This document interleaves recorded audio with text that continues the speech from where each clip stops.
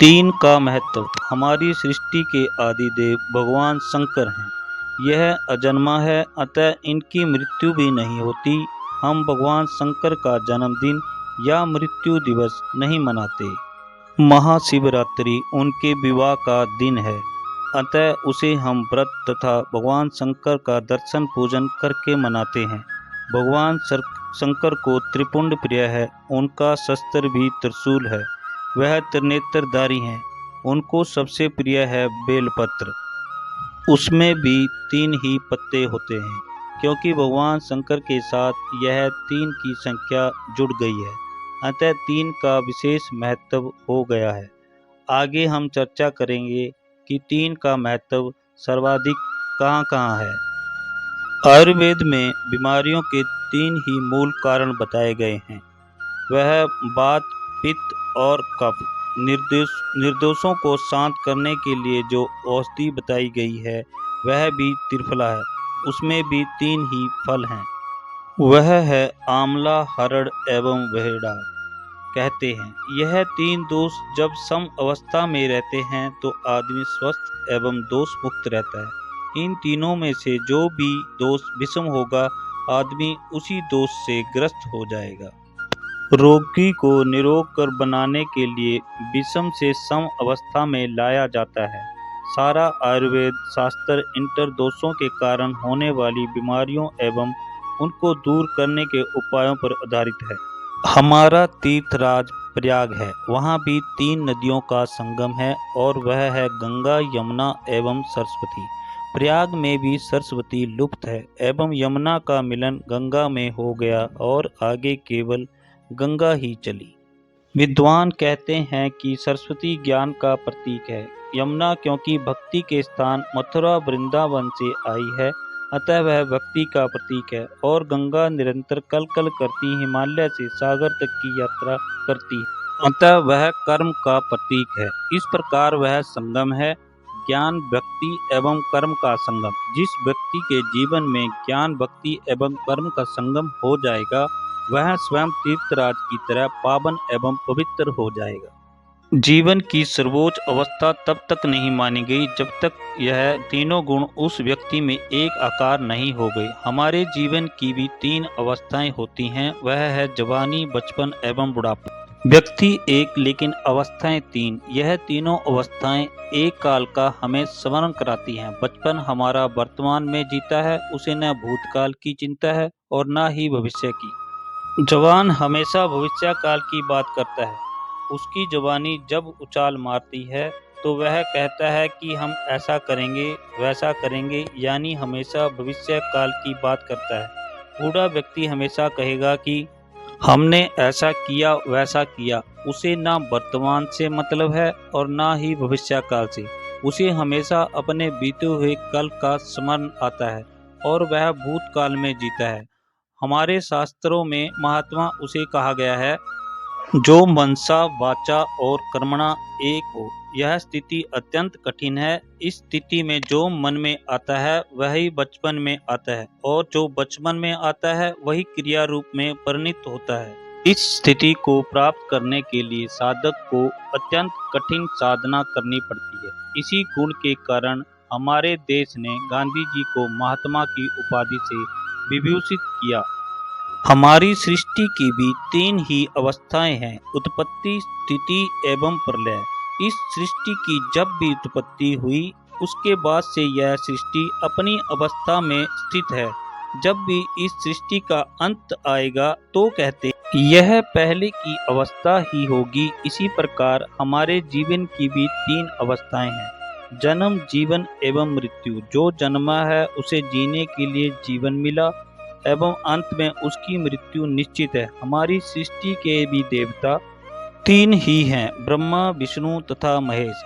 सृष्टि की उत्पत्ति के देवता ब्रह्मा है, सृष्टि के पालन करता विष्णु हैं एवं सृष्टि के संहार के देवता महेश हैं। होम्योपैथी में भी आयुर्वेद की तरह 3 ही दोष हैं, सोरा, सोरासिस एवं सिफिलिस। होम्योपैथिक का सारा चिकित्सा शास्त्र इन्हीं त्रिदोषों की पहचान करने एवं उनसे मुक्त होने का शास्त्र है। हमारे यहाँ मूल रूप में 3 ही नरक के द्वार माने गए हैं। वह काम, क्रोध एवं लोभ है। मनुष्य काम से पीड़ित है।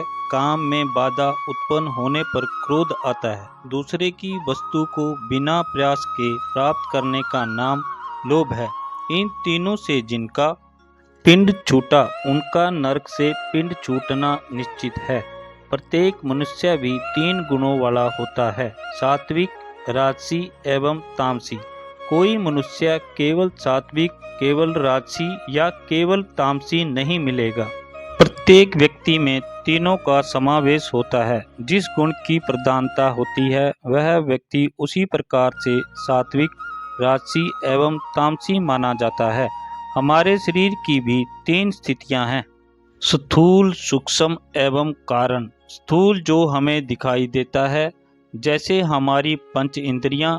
सुख हमें नहीं दिखाई देता, जैसे हमारी पंच ज्ञानेंद्रियां एवं मन। तथा कारण शरीर, यानी जिसके कारण यह शरीर हमारा संचालित होता है, वह है हमारा वासना तत्व। ताप भी 3 ही प्रकार के होते हैं, जैसे आदि भौतिक, आदि दैविक एवं आध्यात्मिक। आदि दैविक ताप हैं 4 प्रकार के प्राणियों से प्राप्त दुख, जैसे जरायुज, अंडज, स्वदेज, उद्विज। वह है मनुष्य, पशु, पक्षी, वृक्ष आदि। आदि दैविक ताप हैं देवों से उत्पन्न कष्ट, जैसे शीत, ग्रीष्म, वायु, वर्षा, वज्र, उल्कापात आदि। इसी प्रकार आध्यात्मिक ताप है वात, पित्त, कफ के विपर्य से उत्पन्न ज्वर, अतिसार इत्यादि रोग तथा प्रिय का वियोग एवं अप्रिय का संयोग। भगवान वामन देव ने राजा बलि से 3 डग भूमि ही मांगी थी। राजा बलि ने सोचा कि भगवान वामन देव तो देखने में बहुत छोटे हैं, अतः 3 डग में बहुत थोड़ी भूमि ही नपेगी। लेकिन भगवान वामन देव ने 3 डग में ही आकाश, पाताल एवं पृथ्वी को नाप दिया। तो फिर राजा बलि के पास देने को बचा ही क्या। हमारा समय भी 3 कालों में बांटा है। जो बीत गया है वह भूतकाल है। जिस समय में हम जी रहे हैं वह हमारा वर्तमान काल है, एवं आने वाला समय हमारा भविष्य काल है। बल भी 3 प्रकार के होते हैं, शारीरिक बल, धन बल एवं बुद्धि बल। अलग अलग व्यक्तियों में तीनों का समावेश अलग अलग मात्रा में होता है। जिस व्यक्ति में जिस बल की प्रधानता होती है, वह उसी बल का प्रतीक माना जाता है। हमारे विद्वान कहते हैं कि कंचन, कामनी एवं कीर्ति का मोह सभी को परेशान करता है। कंचन का मोह छुटाना कठिन है, कामनी का मोह छुटाना कठिनतर है एवं कीर्ति का मोह छुटाना कठिनतम है। अर्थात कीर्ति का मोह छुटाना अत्यंत कठिन है, बिना साधना की साध्य भी प्राप्त नहीं होगा। जैसे शरीर साधन है, हमारी तपस्या साधना एवं जिस लक्ष्य को प्राप्त करने के लिए साधना की जाती है, वह लक्ष्य ही हमारा साध्य है। किसी भी वस्तु को सुव्यवस्थित रूप से खड़ा करने के लिए भी कम से कम 3 टांगों की आवश्यकता पड़ती है। 3 से कम टांगों में गिरने की संभावना अधिक रहती है। हमारे कई सिद्ध महात्मा त्रिकालदर्शी हुआ करते हैं। अपनी चेतना को परम चेतना के साथ एकाकार कर लेने के उपरांत उन्हें तीनों कालों का, अर्थात भूतकाल, वर्तमान काल एवं भविष्य काल का बोध हो जाता है। सूर्योदय से सूर्यास्त तक का समय भी 3 अवस्थाओं से गुजरता है। वह है सुबह, दोपहर एवं शाम। यह भी जीवन की 3 अवस्थाओं के अनुरूप है। जैसे सुबह हमारा बचपन है, दोपहर हमारी जवानी है एवं शाम हमारा बुढ़ापा है। हमारे जीवन में 3 की संख्या का विशेष महत्व है। उपरोक्त बातों में इसी महत्व को दर्शाया गया है। नमस्कार।